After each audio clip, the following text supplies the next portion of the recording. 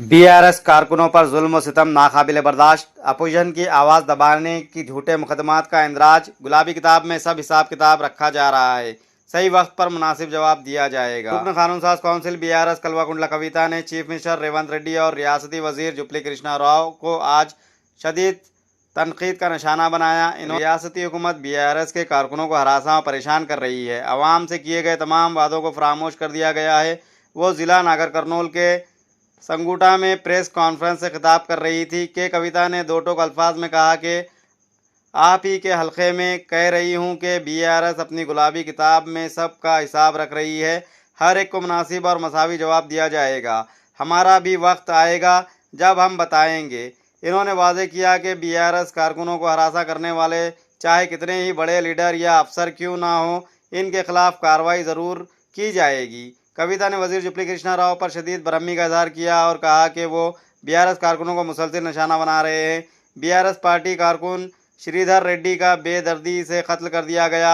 हुकूमत और पुलिस इस केस की संजीदगी से तहकीकात नहीं कर रही है।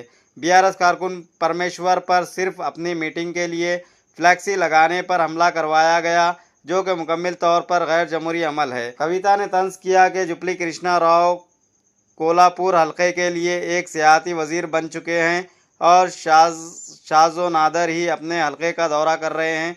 कविता ने कहा कि वज़ीर आला रेवंत रेड्डी की क़यादत में हुकूमत अवाम के मसाइल हल करने में बिल्कुलिया तौर पर नाकाम हो चुकी है। इन्होंने हुकूमत की पॉलिसियों पर इस्तफसार किया और कहा कि बारीक धान पर बोनस का वादा करके किसानों के साथ धोखा किया गया। रैतु भरोसा और कर्ज माफ़ी स्कीम का फ़ायदा गाँव के निसफ अफराद को भी नहीं मिला है। रियासत में अपोजिशन की आवाज़ को दबाने के लिए गैर कानूनी मुकदमा दर्ज किए जा रहे हैं, जो कि जमहूरी इक़दार के मग़ायर है। सोशल मीडिया प्लेटफार्म पर हुकूमत पर कुछ तनकीद या इनसे इस्तफसार करने पर इन्हें हरासा किया जा रहा है। कविता ने दो टोक अल्फाज में कहा कि बीआरएस कारकुनों पर जुल्म सितम को बर्दाश्त नहीं किया जाएगा। इन्होंने इंतबा दिया कि जो भी बीआरएस कारकुनों को निशाना बनाने की कोशिश करेगा, इसका मुहासबा किया जाएगा। इन्होंने कहा कि हमारा वक्त भी आएगा और तब सबको मुनासिब जवाब दिया जाएगा। మరి ఇక్కడ మొత్తం కొల్లాపూర్ నియోజకవర్గంలో బీఆర్ఎస్ పార్టీ తరఫున నిలబడ్డటువంటి ఏ నాయకుడైనా సరే మరి వారి మీద కక్ష కట్టి చిన్నదైనా పెద్దోళ్ళైనా ఒక ఫేస్బుక్లో చిన్న పోస్ట్ పెట్టినా లేకపోతే ఏదైనా నిలబడి ప్రశ్నించినా ఏది అడిగినా కూడా కేసులు పెట్టి ఇబ్బంది పెడుతున్నటువంటి పరిస్థితి ఉన్నది। ఇక్కడ శ్రీధర్ రెడ్డి అనేటటువంటి మా కార్యకర్తను కూడా దారుణంగా మరి చంపడం కూడా జరిగింది। అయినప్పటికీ ముఖ్యమంత్రి సొంత జిల్లా అయిన జూపల్లి కృష్ణారావు గారు మంత్రివర్గంలో ఉన్నప్పటికీ కూడా పోలీసు వాళ్ళు ఆ కేసు మీద పురోగతి లేకపోవడం అన్నది చాలా దారుణం। అంటే కేవలం ప్రభుత్వానికి హంతకులకు కొమ్ముగాస్తున్నారు తప్పితే ప్రజల పక్షాన మీరు నిలబడలేరు అన్న విషయం ఇవాళ తెలుస్తూ ఉన్నది। అందుకే మేము మళ్ళా ఒకసారి చెప్తా ఉన్నాం, జూపల్లి కృష్ణారావు గారు మీరు ముందు నియోజకవర్గానికి రండి। మీరు టూరిజం మంత్రి కాదు, టూరిస్ట్ మంత్రి లెక్క వ్యవహారం చేస్తున్నారు।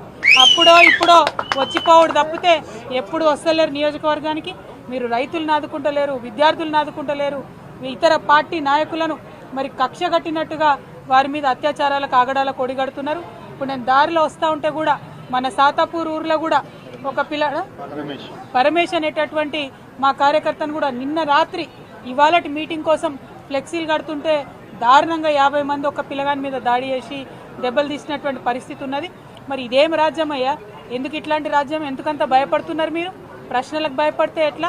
మేము మీకు ఎదురొడ్డి ఉద్యమం చేసి నీతి నిజాయితీతో కొట్లాడి తెలంగాణ తీసుకొని రాలేదా? మీరు కూడా అదే చేయండి। మీరు ప్రభుత్వంలో ఉన్నారు, ప్రజలు మెచ్చే పని చేయండి తప్పితే ప్రతిపక్షాల మీద దాడి చేస్తే మీకేం రాదు। అందుకే మళ్ళీ ఇవాళ చెప్తా ఉన్నాం, ముఖ్యమంత్రి గారు మీ మహబూబ్ నగర్ ఉమ్మడి మహబూబ్ నగర్ జిల్లా నుండే చెప్తా ఉన్నాం, ఖచ్చితంగా పింక్ బుక్ మెయింటైన్ చేస్తాం। మా కార్యకర్తల మీద దాడి చేసిన వాళ్ళు నాయకులైనా అధికారులైనా ఎవరిని కూడా వదిలిపెట్టాం, అందరి చిట్టా రాసి పెట్టుకుంటాం। మాకు కూడా టైం వస్తుంది, అప్పుడు మాత్రం ఖచ్చితంగా చెప్తామని చెప్పి మరి అంతవరకు మొక్కవోని ధైర్యంతో మొత్తం 50 మంది కూడా ముందుకు సాగాలని చెప్పి బీఆర్ఎస్ పార్టీ నాయకులందరినీ కూడా కోరుతా ఉన్నాను। అత్యాచారాలకు ఆగడాలకు ఒడిగడుతున్నారు। ఇప్పుడు నేను దారిలో వస్తూ ఉంటే కూడా మన సాతాపూర్ ఊర్లో కూడా ఒక పిల్ల పరమేశ్ అనేటటువంటి మా కార్యకర్తను కూడా నిన్న రాత్రి ఇవాళటి మీటింగ్ కోసం ఫ్లెక్సీలు కడుతుంటే దారుణంగా 50 మంది ఒక పిల్లగాని మీద దాడి చేసి దెబ్బలు తీసినటువంటి పరిస్థితి ఉన్నది। మరి ఇదేం రాజ్యం అయ్యా? ఎందుకు ఇట్లాంటి రాజ్యం? ఎందుకంత భయపడుతున్నారు మీరు? ప్రశ్నలకు భయపడితే ఎట్లా? మేము మీకు ఎదురొడ్డి ఉద్యమం చేసి నీతి నిజాయితీతో కొట్లాడి తెలంగాణ తీసుకొని రాలేదా? మీరు కూడా అదే చేయండి. మీరు ప్రభుత్వంలో ఉన్నారు, ప్రజలు మెచ్చే పని చేయండి తప్పితే ప్రతిపక్షాల మీద దాడి చేస్తే మీకేం రాదు. అందుకే మళ్ళా ఇవాళ చెప్తా ఉన్నాం, ముఖ్యమంత్రి గారు మీ మహబూబ్ నగర్ ఉమ్మడి మహబూబ్ నగర్ జిల్లా నుండే చెప్తా ఉన్నాం, ఖచ్చితంగా పింక్ బుక్ మెయింటైన్ చేస్తాం. మా కార్యకర్తల మీద దాడి చేసిన వాళ్ళు నాయకులైనా అధికారులైనా ఎవరిని కూడా వదిలిపెట్టాం. అందరి చిట్టా రాసి పెట్టుకుంటాం. మాకు కూడా టైం వస్తుంది, అప్పుడు మాత్రం ఖచ్చితంగా చెప్తామని చెప్పి మరి అంతవరకు మొక్కవోని ధైర్యంతో మొత్తం 50 మంది కూడా ముందుకు సాగాలని చెప్పి బీఆర్ఎస్ పార్టీ నాయకులందరినీ కూడా కోరుతా